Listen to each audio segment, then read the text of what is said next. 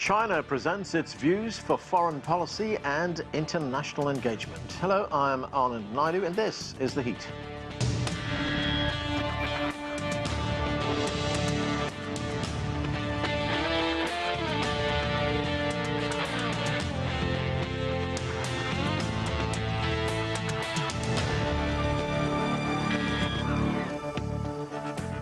The Chinese Foreign Minister Qin Gang held a press conference on China's foreign policy. He said China will always be a builder of world peace, a contributor to global development, and a defender of the international order. We begin with this report from Wang. Everything from China-U.S. ties, the Taiwan question, the Russia-Ukraine conflict, and the Belt and Road Initiative. During the 2-hour news conference, Chinese Foreign Minister Qin Gang responded to a total of 14 questions, providing a wealth of information regarding China's foreign policy and external relations. And it's also Qin Gang's debut appearance at the two sessions after he was appointed as the new Chinese Foreign Minister.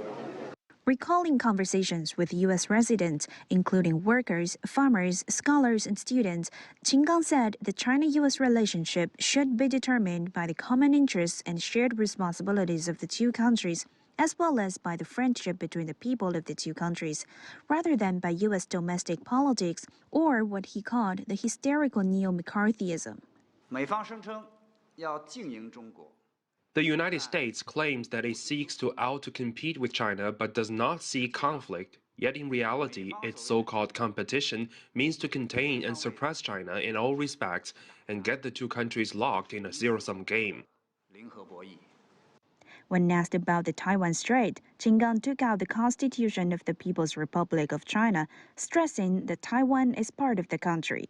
He emphasized that the Taiwan question is at the core of China's core interests and the first red line that must not be crossed in the China-U.S. relations. Qin also reiterated China's stance on the Ukraine crisis, calling for calmness in dialogue. He said the more unstable the world becomes, the more imperative it is for China and Russia to advance their relations. 有的国家习惯用冷战结盟的滤镜。 Some countries who are inclined to view China-Russia relations through the lens of Cold War alliances see nothing but their own image. The China-Russia relationship is based on no alliance and no competition, and it is not targeted at any third party. It is not a threat to any country, nor is it subject to any interference or disclosed sound by any third party. 任何第三方的干扰和挑拨。 This year marks the 10th anniversary of the Belt and Road Initiative. The foreign minister said China will host the third Belt and Road Cooperation Forum for international cooperation this year. In recent years, the foreign minister's press conference has been one of the most anticipated events during the two sessions, as the outside world hopes to glean some insights into China's diplomatic trends from the responses. World major powers, including China, are challenged by the continued international unrest and uncertainty. But China is always ready to play a more active role in preserving world peace and stability. Some analysts say now that the country has contained the COVID-19 pandemic, it's time to focus on accelerating development because, as an ancient proverb says, if a tree's roots are deep enough, it won't fall, no matter how strong the wind is. Hong CGTN from the Two Sessions Media Center in Beijing. There is a lot to discuss. Let's bring in our panelists. From Beijing, Wang is founder and president of the Center for China and Globalization. Also from Beijing, Zoon Ahmed is a research fellow at the Center for China and Globalization. From Boston, Jorge Heine is a research professor at Boston University and former Chilean ambassador to China. And Anton Fedyashin is a history professor at American University right here in Washington, D.C. Welcome to all of you. Wang, the foreign minister spoke to the media for more than 2 hours. He addressed a wide range of subjects. What, in your view, were the main takeaways from this news conference? Well, I think it's very significant and also very timely, given that we're getting into a new era of, the world. Actually, we see the world has changed quite a lot. And I also I think this news conference was very timely because Minister Qin was assumed foreign minister post not too long ago, and after his return from ambassador to the United States. But also, this is a 5 years start of a new section of the new government, new state council, new minister, new governors, new central committee. So this is a new government actually for the next 5 years. And this is also after 3 years of lockdown in China, and now China is starting to open and completely. And so at this crucial moment, I think Minister Qin gave a very comprehensive discussion about his vision and his also China's path, and also, of course, the international relation that most people, in the world are concerned about.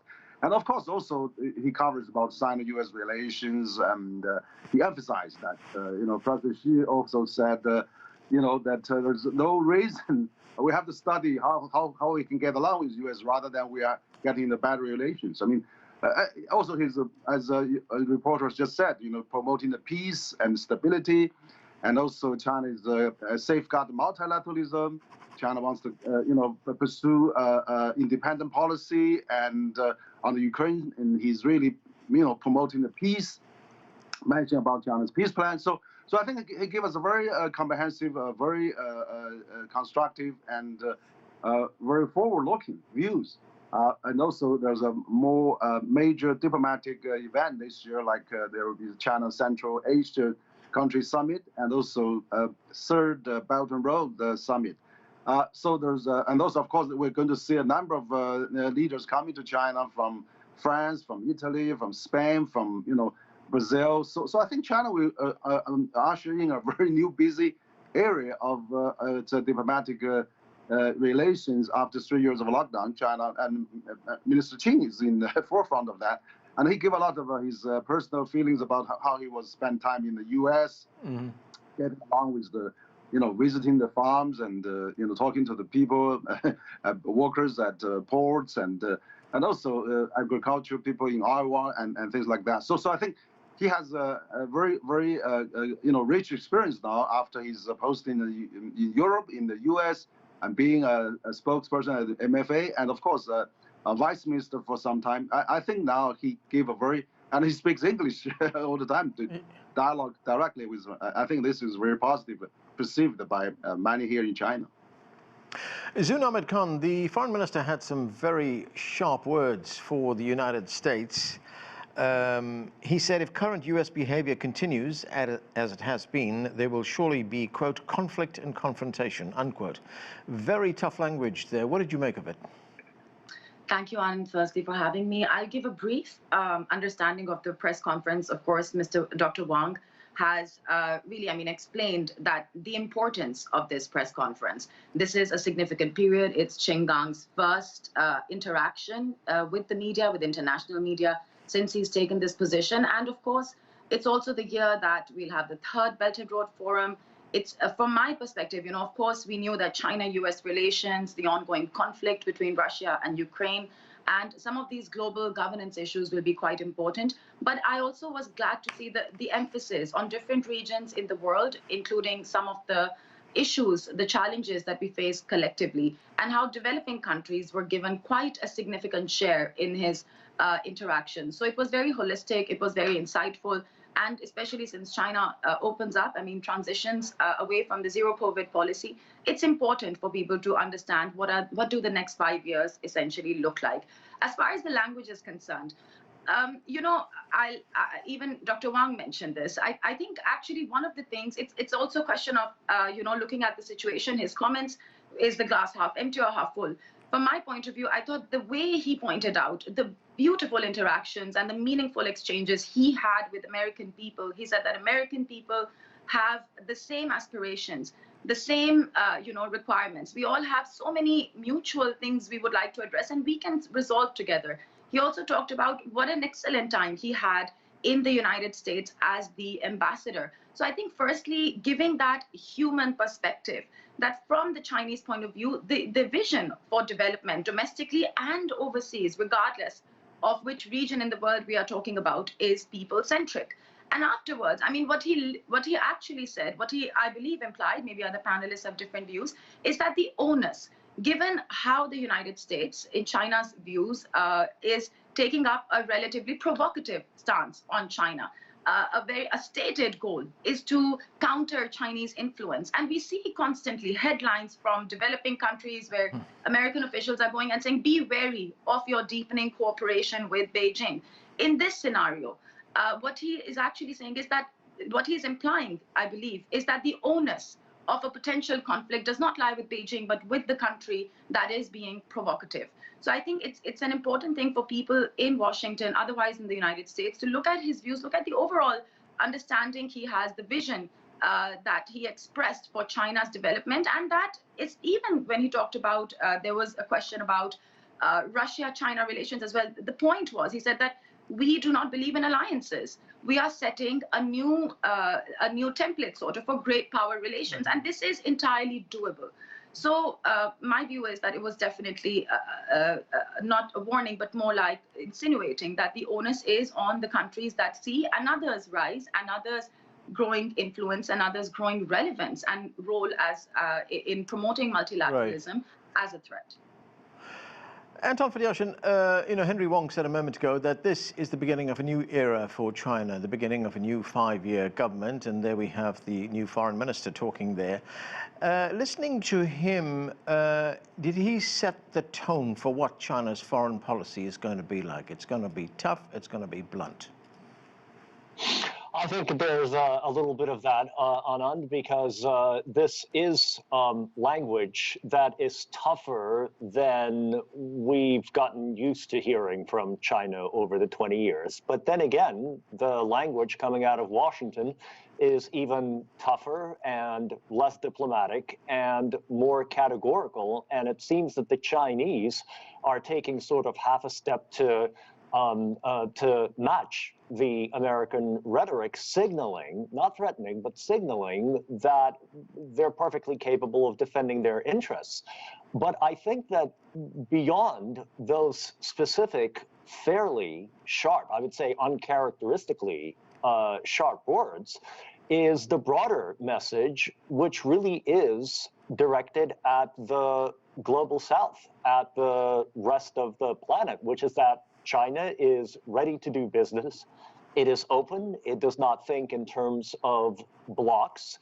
It doesn't run around bludgeoning its allies and partners into following its idea of how the world should be organized. And I found it particularly interesting, the contrast between the press conference today and what's been happening at the two major international events within the past, 3-4 weeks. First of all, the Munich Security Summit, the conference, the annual February meeting, and then the G20 meeting that just took place in India, where the United States was running around and trying to force, cajole, threaten the non-G7 members into concentrating all of their attention on the Ukraine crisis, trying to edit the language of the common statements. And I think that the message that everyone, including the Chinese, the Indians, the entire global south, all of Africa, all of Latin America got from that is that their concerns, their economic and geopolitical interests do not matter to Washington, and it speaks for NATO, basically, and that the only thing that matters to the West are its own geopolitical interests. So in that sense, what we heard from the new Chinese foreign minister today is really an appeal to the rest of the world to follow an alternate way of seeing the world. Ambassador Jorge, Heine, what did you make of the foreign minister's sentiments? There clearly are tensions right now, rising tensions between the United States and China. How will these tensions be seen in the global south, many of whose members enjoy cordial relations with both of these powers? Absolutely. Well, let me just say that I happen to know Foreign Minister Qin Gang very well because he was chief of protocol when I was posted in Beijing. And I had to work very closely with him, handling a number of state visits, presidential visits that we had at the time. And then, of course, he came to the United States as ambassador. So I know him very well. I know he's a professional diplomat that knows his trade extremely well. So I've been following quite closely his press conference today and also his various activities. And I would say the following. Obviously, these are very perilous times. This is a troubled world. we are living it. And it demands handling with great delicacy and tact. And I will say this, that I find it particularly encouraging that Foreign Minister Qin underscored the third BRI International Cooperation Forum. I attended the first one that was held in Beijing in May of 2017. President Bachelet of Chile attended that one. Because the rumor that we are getting, or in some cases with some evidence, is that BRI is being downscaled. That BRI will somehow not be what it was in the past. And as we approach the 10th anniversary of the launch of BRI in the Global South, in Latin America in particular, there is great interest for BRI to continue. Countries in the developing world, in Asia, in Africa, in Latin America, need better infrastructure, need more connectivity. In that sense, it seems to me, that I found a very encouraging signal. Amidst all these geopolitical tensions, and we all know the degree to which the war in Ukraine is basically, taking up all the oxygen in the room in international politics, and one could argue with good reason. But for the Global South, as has been said before, the concerns are also of the very serious debt problems and very serious economic issues that are affecting populations in the Global South. So in that sense, it seems to me that putting, once again, BRI front and center and giving it no impetus is an encouraging signal. Obviously, relations with the United States takes center stage, are extremely important. We are living in perilous times, as I said before. But that needs to be combined also with a vision for the rest of the world.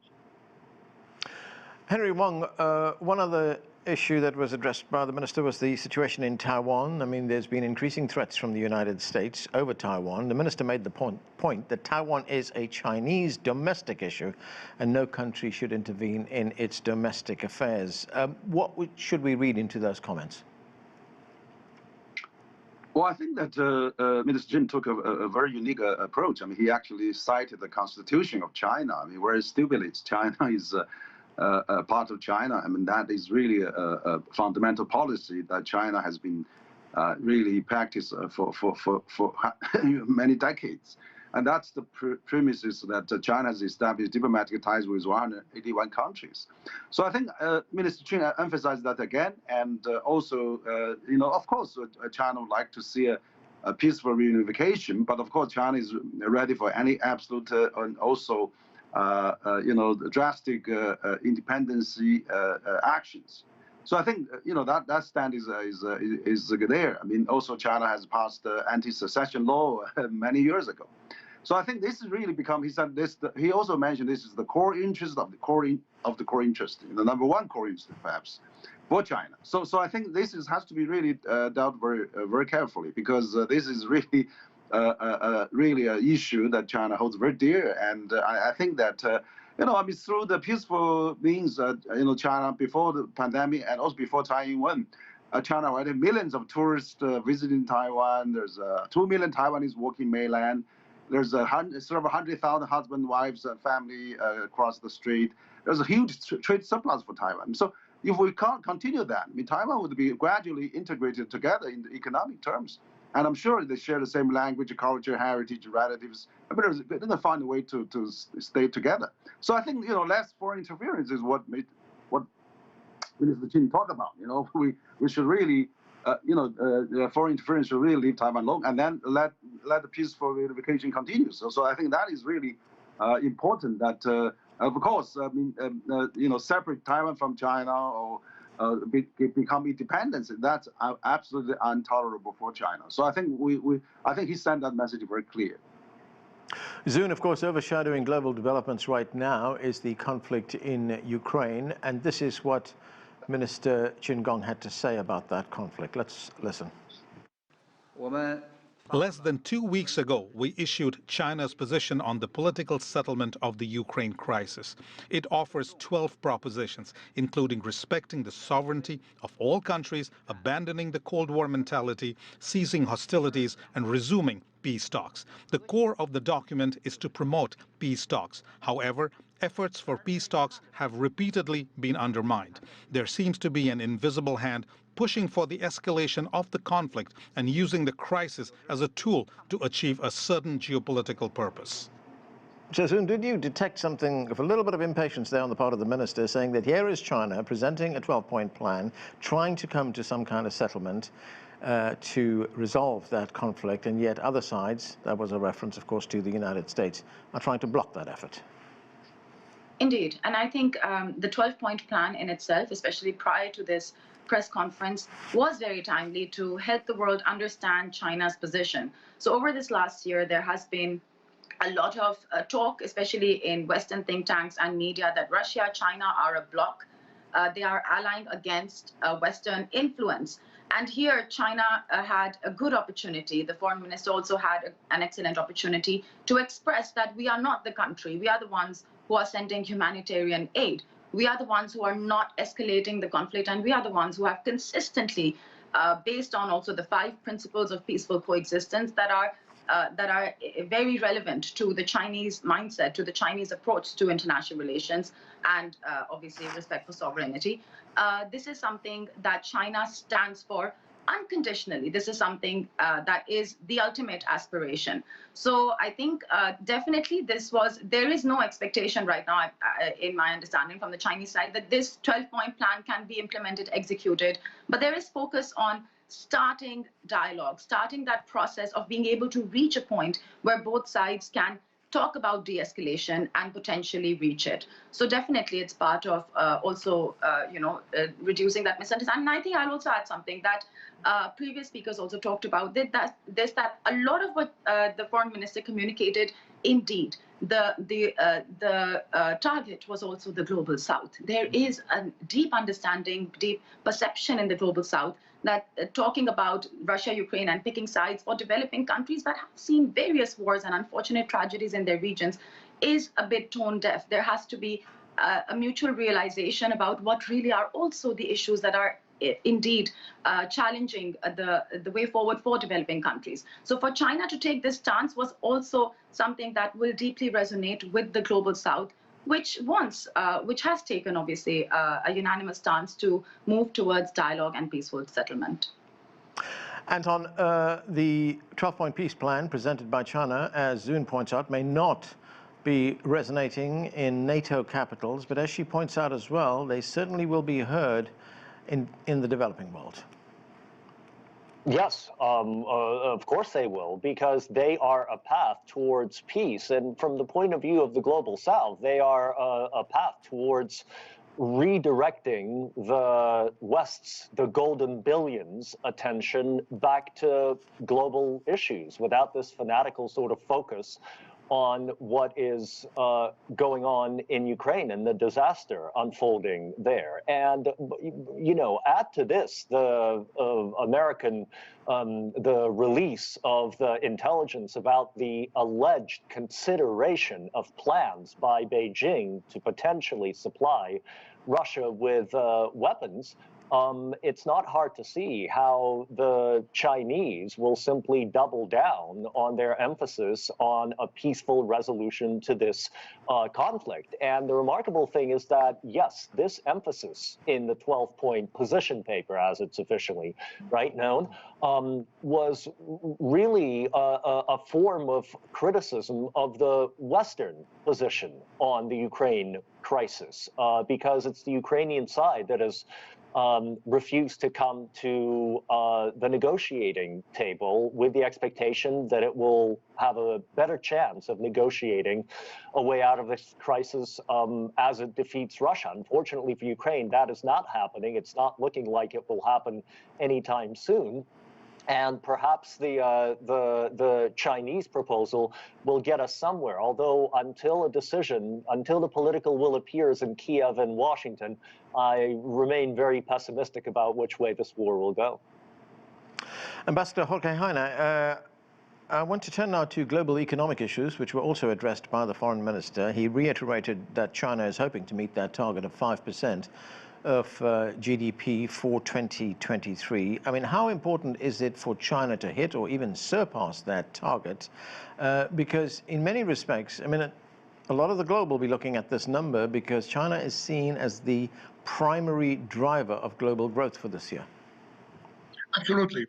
And what is important to understand is that despite all the difficulties that the world has gone through over the past 2 years, if we look at one indicator, for example, trade between China and Latin America, as it still continued to grow. In 2021, it reached $451 billion. It rose again by something like 7% in 2022. As you know, for South America, the #1 trading partner today is China, as it is for Brazil, for Chile, for Peru, for Uruguay. In that sense, obviously, if the Chinese locomotive starts to roar again at the rates that took place in the past, 5% is certainly not better than the 3% that took place next year. That will be good news, for the price of copper, of oil, of soybeans. So in that sense, if China manages to grow at 5% this year, some people are talking that perhaps 6% might be in the cards. That would be very good news for the developing world in general and for South America in particular. Zoon, very quickly, one final point. I've only got about a minute. The minister talked about the modernization of China and the role of the country's young people, and he made the point that this is a big challenge because in many instances, the voices of young people in China are being drowned out. They're being muffled. I mean, does the minister make a valid point that the Chinese voice needs to be heard, and the way to do this most effectively is through the country's youth? Yes, I indeed believe he does. The focus on a better youth policy, empowerment of the youth, economic empowerment of the youth, also talent development is something that China is not only known for and has done successfully, but is a model that is now being discussed and worked on between China and developing countries. Right. That said, he especially said that the Chinese youth have an important role in telling China's story to the world. Yeah. And I think definitely that's a focus. Is it being muffled? Yes, in relative terms, yeah. There's more that can be done to encourage visibility of the youth overseas. Okay. That's where we have to leave it. We have run out of time. Thank you to all of you for being with us on The Heat. I'm Ahmed in Washington, D.C.